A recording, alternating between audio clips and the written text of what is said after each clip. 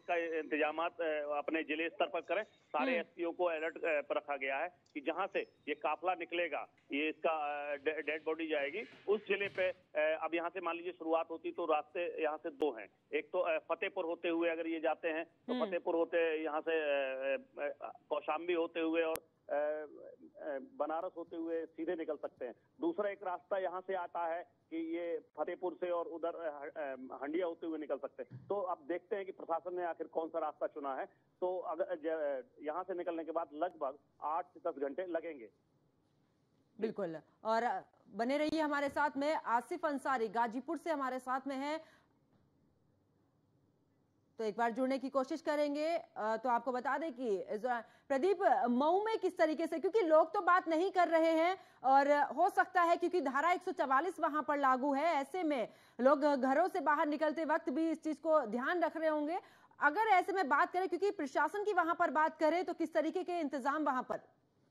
देखिए, प्रशासन की बात की जाए तो रात से ही पूरे रात हम लोग रहे हैं, क्योंकि जो कस्बे हैं, जो चौराहे हैं, उस पे पुलिस का पहरा लगातार रात में रहा है। यहाँ तक कि जिला अधिकारी एसपी तक तुरंत मॉनिटरिंग कर रहे हैं बाजार की। वहाँ अंदर बाजार में जो मस्जिद है वहाँ भी सुरक्षाएं बढ़ाई गई हैं। लोग रात में ही निकलना काफी मात्रा में शुरू किए, लेकिन फोर्स के होने के नाते आपस में कोई जो है कि बातचीत नहीं उन लोगों की हो पाई है। और यहाँ से लोग फिलहाल बहुत शांति है मऊ में। कहा जाए कि 5 बार मुख्तार अंसारी मऊ में विधायक रहे और इस सदर से कभी भी कोई चुनाव जीतता था तो उनको पछाड़ने का मुख्तार अंसारी काम किया करते थे। मुख्तार अंसारी का बाहुबल इस प्रकार था कि एक समय था कि मुख्तार अंसारी के खिलाफ कोई जबान खोलने को तैयार नहीं होता था सपा बसपा के गवर्नमेंट में। और आज का समय वो है कि मुख्तार अंसारी की हकीकत भी बताने में डर रहा है व्यक्ति। अर्थात कहीं ना कहीं मऊ में कानून का राज कायम दिख रहा है, प्रशासन की हनक कायम है, जिसके कारण कोई भी लपेटा में आना नहीं चाहता। प्रदीप, 5 बार विधायक रहे हैं मुख्तार अंसारी, ऐसे में अगर उनके राजनीतिक करियर की बात की जाए तो मऊ में किस तरीके से, क्या वहां पर लोगों के बीच में किस तरीके से काम किया है? क्या यही काम की वजह रही है कि लोग अब बोलने से डर रहे हैं? सबसे बड़ा फैक्टर ये हुआ करता था कि जो मजदूर लेवल के थे, जो गरीब लोग हुआ करते थे, उनको धन की मदद करना, उनको पैसे पहुंचाना, उनको इलाज कराना, बड़े बड़े ठेकेदारों को मनचाहा ठेका दिलाना, यानी एक बहुत बड़ी गैंग मऊ में खड़ा थी। मऊ में एक समय था कि उनके सिवाय कोई और न शराब का टेंडर पाता था, न ही कोई ठेका पाता था। तो ठेकेदार उनके थे, टेंडर उनका था, अधिकारी उनके थे, डीएम उनके थे, एसपी उनके थे। तो उनके लोग अपने अनुसार जिला प्रशासन को चलाया करते थे। तो उससे जो एक दबदबा जनपद में कायम था, कृष्णानंद राय की हत्या की गई, उसके बाद मऊ में एक दलक पैदा हुई कि कोई राजनीतिक अगर मुख्तार के सामने खड़ा होगा तो उसको शूट कर दिया जाएगा, अगर कोई प्रयास करता था अपनी जबान चलाने के लिए तो उसको ब्रेक कर दिया जाता था। यानी मऊ में दहशत गर्दी इस कदर थी कि लोग एक कमेटी बनाकर, आपने देखा होगा कि कई करोड़ों का कुर्की हुआ मऊ में, बराबर एक एक बिल्डिंगें ध्वस्त की गई, किसी का बस जब्त किया गया, किसी का खाता जब्त किया गया, किसी की भूमि जब्त की गई, यानी जो भूमाफिया थे उनको मऊ में रगड़ा गया। तो यह एक कानूनी प्रक्रिया थी जो हर महीने, हर दूसरे महीने कुर्की का काम मऊ में चला करता था। तो गैंग तो टूट चुकी है, वही गैंग हुआ करती थी जो कि हर क्षेत्रों में चुनाव जिताने में काम किया करती थी। हर व्यक्ति लाभ लेने के लिए लगा रहता था उनके साथ, और जो आम जनता है वो आंशिक लाभ की भूखी रहती है, उसको थोड़ा लाभ मिल जाएगा तो नेता के साथ चलने को तैयार है। जी बिल्कुल, वापस लौटती हूँ और नीलेश लगातार हमारे साथ में बने हुए हैं कालीबाग से। नीलेश, बात की जाए क्योंकि 6 से 7 घंटे अभी वहां पर आने में लगेंगे, यानी कि पोस्टमार्टम होगा, उसके बाद 6 से 7 घंटे का जो सफर है वो तय किया जाएगा और उसके बाद कहीं जाकर इस कब्रिस्तान में पहुंचेंगे जहां पर सुपुर्दे खाक किया जाएगा। तो लगभग अगर समय की बात करें तो होते होते शाम तो हो ही जानी है।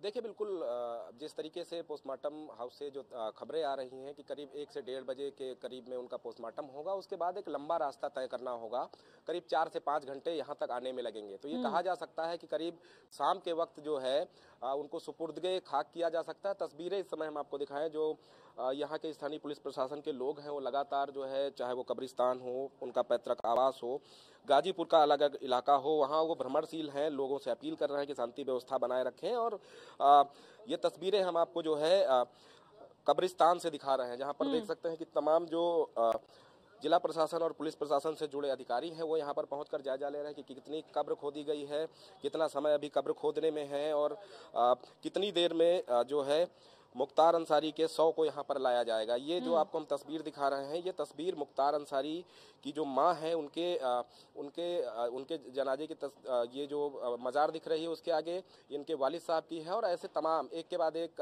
दर्जनों जो है यहाँ पर जो मज़ारें हैं वो तैयार की गई हैं। और अब आगे आप देख सकते हैं कि जो कब्र अभी खोदी जा रही है वो मुख्तार अंसारी की है। तो कहीं ना कहीं जनता भी लगातार सुबह से यहाँ पर आकर देख रही है, जो उनके समर्थक हैं वो आकर देख रहे हैं। घर पर भी कहा जा सकता है उनका जो पैतृक निवास है वहाँ पर भी भारी संख्या में लोग इकट्ठे हैं।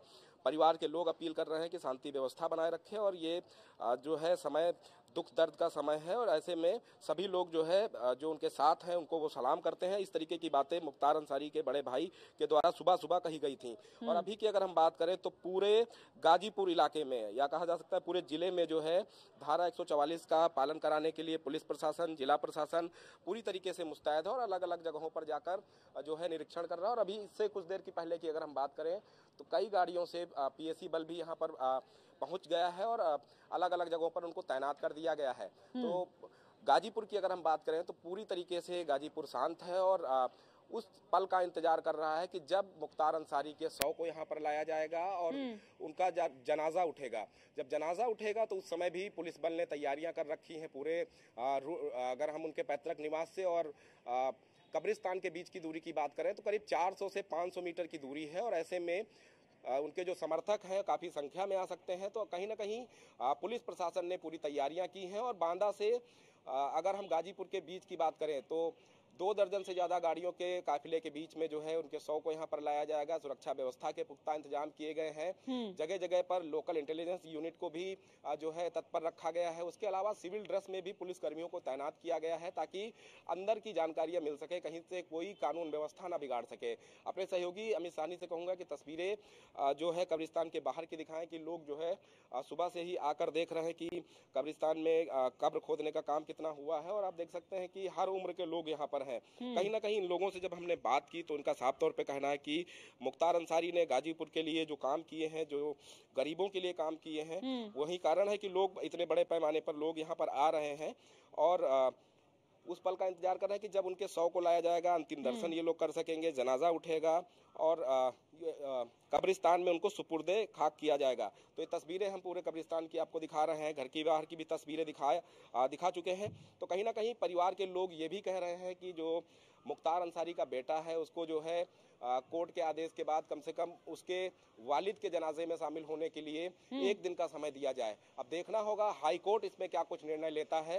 हालांकि उमर जो है मुख्तार अंसारी का बेटा वो इस समय बांदा में मौजूद है और अब्बास की बात करें तो अब्बास जेल में है। तो ऐसे में परिवार के लोग जो है मुख्तार अंसारी का जो केस देखने वाले वकील हैं, अधिवक्ता हैं, वो भी लगातार हाई कोर्ट में मौजूद हैं और कहा जा रहा है कि उनको 1 दिन का समय दिया जाए ताकि वो अपने वालिद के जनाजे में शामिल हो सके। फिलहाल देखना होगा कोर्ट की तरफ से क्या निर्णय लिया जाता है, क्या उनके बेटे को जनाजे में शामिल होने के लिए कोर्ट समय देगा या फिर जो है परिवार के अन्य जो सदस्य हैं, जो रिश्तेदार हैं, वो उस जनाजे में शामिल होंगे और उनको सुपुर्दे खाक होते हुए देखेंगे। और बिल्कुल नीलेश, अगर राजनीतिक करियर की बात की जाए तो पहली बार बीएसपी की तरफ से उनके राजनीतिक करियर की शुरुआत हुई। 24 बार विधानसभा, यानी कि एक लंबा राजनीतिक करियर रहा है। दबदबे की अगर बात की जाए तो एक अच्छा दबदबा मुख्तार अंसारी का रहा। लेकिन इस दौरान अगर उनके क्रिमिनल रिकॉर्ड की बात की जाए, 60 से ज्यादा ऐसे मामले रहे हैं जिनमें से 7 में तो सजा ही सुनाई जा चुकी थी। ऐसे में अगर उनके पूरे राजनीतिक करियर और क्रिमिनल करियर की बात की जाए इस दौरान,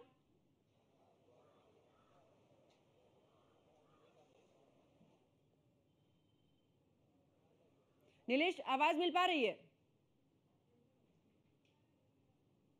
नीलेश, मेरी आवाज मिल पा रही है? मैं कब्रिस्तान में मौजूद हूँ और तस्वीरें लगातार आपको दिखा रहे हैं और खोदने का जो काम है वो किया जा रहा है। अभी की अगर हम बात करें, करीब 2 से 2.5 फीट की गहराई की जो कब्र है वो खोद चुकी है और करीब 3 से 4 घंटे अभी और कब्र खोदने में लगेंगे। कहीं ना कहीं उतना ही समय अगर हम बात करें तो मुख्तार अंसारी के शव को गाजीपुर लाने में भी लगेगा। परिवार के लोगों से हमने बात की तो उनका कहना है कि